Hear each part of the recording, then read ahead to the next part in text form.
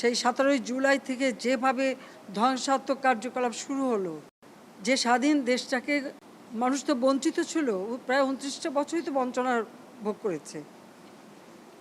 মাত্র 15 বছরের মধ্যে আমি যেভাবে দেশটাকে গড়ে তুলেছি, কী না করেছি মানুষের জন্য।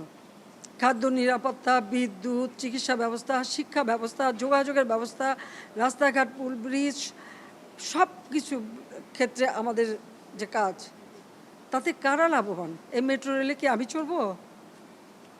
শুধু আমরা সরকার চড়বে? শুধু আমাদের মন্ত্রীরা চড়বে? না সাধারণ জনগণ চলবে? সেটা আমার প্রশ্ন। এর উপকারিতা কারা পাচ্ছেন? এদেশের মানুষ, আপনারা, সাধারণ জনগণ পাচ্ছে। তাহলে এর উপর এত ক্ষোভ কেন? সেটাই আমার প্রশ্ন, যে আমরা বারবার অনুরোধ করা সত্ত্বেও আন্দোলন, কোটা বিরোধী আন্দোলন।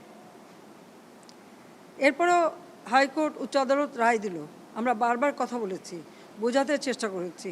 এমনকি কোটা আন্দোলনকারী তাদের সাথে আমরা আমাদের মন্ত্রীদের পর্যন্ত বসালাম। একটা কথা বলে যায়, ফিরে যে আরেকটা করে। অর্ধেক পাউডারে দ্বিগুণ উজ্জ্বলতা। নতুন রিন অ্যাডভান্সড অর্ধেক পাউডারে দ্বিগুণ উজ্জ্বলতা। যে দাবি তারা করেছিল, সমস্ত দাবি শুধু মানা না, তার থেকে বেশি আমরা দিয়েছি, হাইকোর্টই দিয়ে দিয়েছে। তারপরেও কিন্তু এখন থামেনি। কেন থামেনি? আমি দেশবাসীর কাছে সেটাই আমি বিচার চাই। এখনও নাকি আন্দোলন করতে হবে দফা, প্রথমে এক দফা কোটা সংস্কার করতে হবে। কোটা বাতিলও করে দিয়েছিলাম।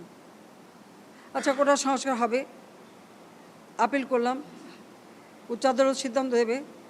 সেই জন্য পর্যন্ত তো ধৈর্য ধরতে হবে। যে কোনো নাগরিককে তো আইন আদালত মেনে চলতে হবে। সেটা না, ওই এক দফার পরে আসলো 4 দফা, তারপর আসলো 6 দফা, তারপর আসলো 8 দফা, তারপরে আবার 4 দফা, আবার ওই 4 দফাও হবে না, আরও 8 দফা। এইভাবে এমন একটা পরিবেশ সৃষ্টি, আর সেই সাথে সাথে এই ধ্বংসযজ্ঞ, মানে এই ধ্বংসযজ্ঞটাকে সুযোগ সৃষ্টি করে দেওয়া। ক্ষতিকার হলো আজকে মেট্রো রেল বন্ধ। কারণ এই স্টেশন যেভাবে ধ্বংস হয়েছে, এটা সম্পূর্ণ ডিজিটাল সিস্টেম, ইলেকট্রনিক সিস্টেম, সম্পূর্ণ মডার্ন। এটা তো কতদিনের ঠিক হবে আমি জানি না, কিন্তু কষ্ট পাবে তো মানুষ। আপনারাই কষ্ট পাবেন, দেশের মানুষই কষ্ট পাবেন, এই ঢাকা শহরের মানুষই কষ্ট পাবেন। ঘন্টার পর ঘন্টা আবার ট্রাফিক জ্যামে পড়ে থাকতে হবে, আবার কর্মস্থলে পৌঁছানো, আবার ফেরত আসা, দীর্ঘ সময় লাগবে, এবং ওই বসে ট্রাফিক জ্যামে কষ্ট পাওয়া। আপনাদের কষ্ট লাঘব করতে চেয়েছিলাম, তা আমি আপনাদেরকেই বলবো যে এই কষ্ট আমি লাঘব করতে চেয়েছি। এই কষ্ট আবার যারা সৃষ্টি করলো, তাদের বিরুদ্ধে আপনাদেরই রুখে দাঁড়াতে হবে, দেশবাসীকেই রুখে দাঁড়াতে হবে। এর বিচার তাদের করতে হবে।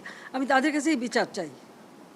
কারণ আমাদের প্রত্যেকে, এই যে মন্ত্রণালয়ের যারা এবং এই মেট্রো রেল নির্মাণ কার্যের সাথে যারা জড়িত, তাদের আজকে চোখের পানি পড়ছে এটা দেখে, যে কিভাবে একটা দানবিক কর্মকাণ্ড এদেশে হলো, আর কেন করলো।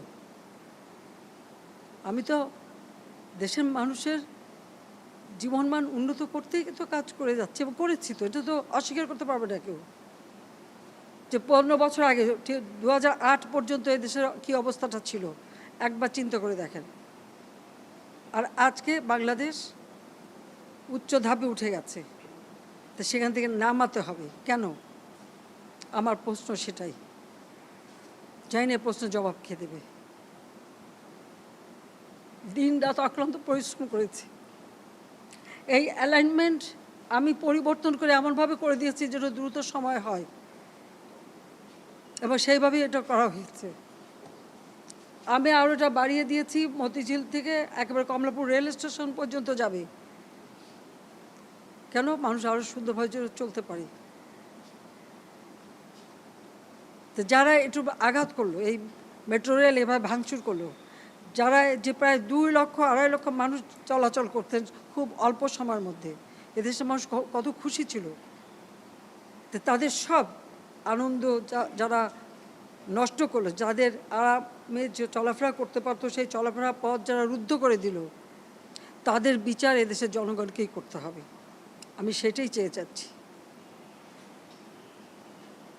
আমি এর নিন্দা করার ভাষা পাচ্ছি না।